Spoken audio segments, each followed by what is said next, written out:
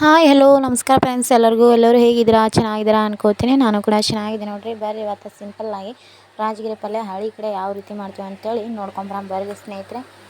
ನೋಡಿರಿ ಈ ರೀತಿಯಾಗಿ ಮಾಡಿದ್ದೀನಿ. ಇದು ಯಾವ ರೀತಿ ಮಾಡೋದು ಅಂತೇಳಿ ನೋಡ್ಕೊಂಬರಂ ಬರ್ರಿ. ರಾಜಗಿರಿ ಪಲ್ಯ ನೋಡಿರಿ ನಾನು 2 ಸೊಪ್ಪು ರಾಜಗಿರಿ ಸೂಡು ತೊಗೊಂಡಿನಿ ನೋಡಿರಿ.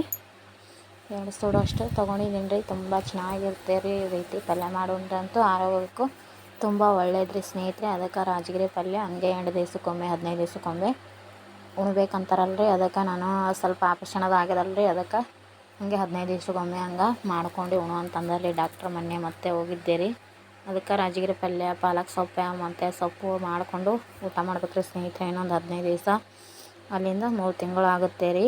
ಅದಕ್ಕೆ ಈಗ ನೋಡಿರಿ ನಾನು ಎಲ್ಲ ಸ್ವಚ್ಛಾಗಿ ತೊಳೆದು ಇಟ್ಕೊಂಡಿನಲ್ರಿ ರಾಜಗಿರಿ ಎಲ್ಲ. ಈಗ ನಾನು ಬೆಳ್ಳುಳ್ಳಿ ಆಯ್ತು ಹಸಿಮೆಣ್ಸಿನ್ಕಾಯಿ ಸ್ವಲ್ಪ ಉಪ್ಪು ಹಾಕಿ ಮಿಕ್ಸಿ ಹಾಕ್ಕೊಂಡು ತಂದಿದ್ದೀನಿ ನೋಡಿರಿ ಇಲ್ಲಿ. ಇವಾಗ ನೋಡ್ರಿ ಅಷ್ಟು ರಾಜಗಿರಿ ಎಲ್ಲ ಕೊಯ್ದು ತೊಳ್ಕೊಂಡು ಇಟ್ಕೊಂಡಿನಿ ರೀ. ಇವಾಗ ನಾನು ಪಾತ್ರೆ ಇಟ್ಬಿಟ್ಟು ಎಣ್ಣೆ ಕೂಡ ಹಾಕೋತಾ ಇದ್ದೀನಿ ನೋಡಿರಿ. ಎಣ್ಣೆ ಹಾಕ್ಕೊಂಡಿನಿ ರೀ ಸ್ವಲ್ಪ. ಅದಕ್ಕೆ ಈಗ ಸ್ವಲ್ಪ ಜೀರಿಗೆ ಕೂಡ ಹಾಕೋತಾ ಇದ್ದೀನಿ ನೋಡಿರಿ. ಸಾಸಿವೆ ಇದ್ದು ಕೂಡ ಹಾಕೋಬೋದ್ರಿ, ತುಂಬ ಚೆನ್ನಾಗಿರುತ್ತೆ. ಇವಾಗ ನೋಡಿರಿ ಸ್ವಲ್ಪ ಉಳ್ಳಾಗಡ್ಡಿ ಕೂಡ ಹಾಕೋತಾ ಇದ್ದೀನಿ ನೋಡಿರಿ. ಕಟ್ ಮಾಡಿ ಈರುಳ್ಳಿ ಹಾಕ್ಕೊಂಡು ಚೆನ್ನಾಗಿ ಹುರ್ಕೋಬೇಕ್ರಿ. 1-2 ಎಲೆ ಅಷ್ಟು ಕರಿಬೇವು ಹಾಕ್ಕೊಂಡು ನೋಡಿರಿ.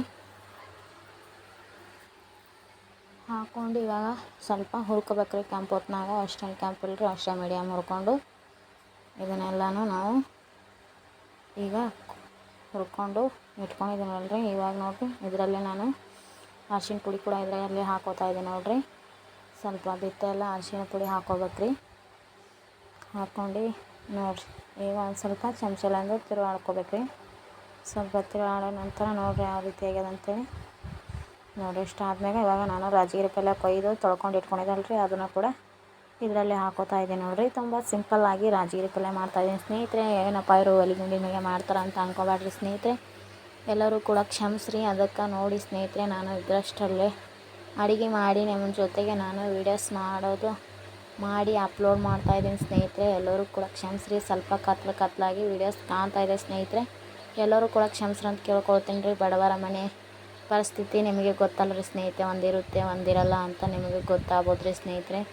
ಅದಕ್ಕೆ ನೋಡಿ ನಾನು ಇವಾಗ ಖಾರ ಅದು ಹಸಿಮೆಣ್ಸಿನ್ಕಾಯಿ ಅದು ನಾನು ಮಿಕ್ಸಿಯಲ್ಲಿ ರುಬ್ಬಿದ್ದಲ್ರಿ ಅದನ್ನು ಕೂಡ ಇವಾಗ ಲಾಸ್ಟ್ ಹೊತ್ತಿನಾಗ ಹಾಕ್ಕೊಂಡೆ ನೋಡಿರಿ. ಫಸ್ಟಿಗೆ ಹಾಕೋದು ಆ ಕಡೆ ಹತ್ತಂಗಿಲ್ಲಲ್ರಿ. ಅದಕ್ಕೆ ಲಾಸ್ಟ್ ಹೊತ್ತಿಗೆ ಹಾಕ್ಕೊಂಡು ಸ್ವಲ್ಪ ಉಪ್ಪು ಕೂಡ ಹಾಕ್ಕೊಂಡು ಇವಾಗ ನಾವು ಸ್ವಲ್ಪ ತಿರ್ಕೋಬೇಕ್ರಿ. ತಿರ್ಕೊಂಡಾದ್ಮೇಲೆ ಸ್ವಲ್ಪ ತಾಟ್ ಮುಚ್ಚಿ ಕುದಿಯೋಕೆ ಬಿಡ್ಬೇಕ್ರಿ 1 ನಿಮಿಷ. ನೀರೇನು ಕೂಡ ಹಾಕೋಬಾರ್ದ್ರಿ ಇದರಲ್ಲಿ. ಅದನ್ನೇ ನೀರು ಬಿಟ್ಟಿರ್ತಾರೆ ರೀ ಸ್ನೇಹಿತರೆ. ನೀವು ನೋಡ್ಬೋದು ನೋಡಿರಿ ಎಷ್ಟು ಚೆನ್ನಾಗಿ ಬಂದಿದೆ ಅಂತ. ನೀರು ತಾನೇ ಬಿಟ್ಟದು ನೋಡಿರಿ. ನೀರೇನು ಕೂಡ ಹಾಕೋಬಾರ್ದ್ರಿ ಸ್ನೇಹಿತರೆ. ನೋಡಿರಿ ಈಗ ಆಗೈತ್ರಿ. ಇವಾಗ ಕೆಳಗಡೆ ಇಳಿಸ್ಕೋತೀನಿ ನೋಡಿರಿ. ರೊಟ್ಟಿ ಜೊತೆಗೆ ಚಪಾತಿ ಜೊತೆಗೆ ಅಂತೂ ತುಂಬ ಚೆನ್ನಾಗಿರುತ್ತೆ ಸ್ನೇಹಿತರೆ.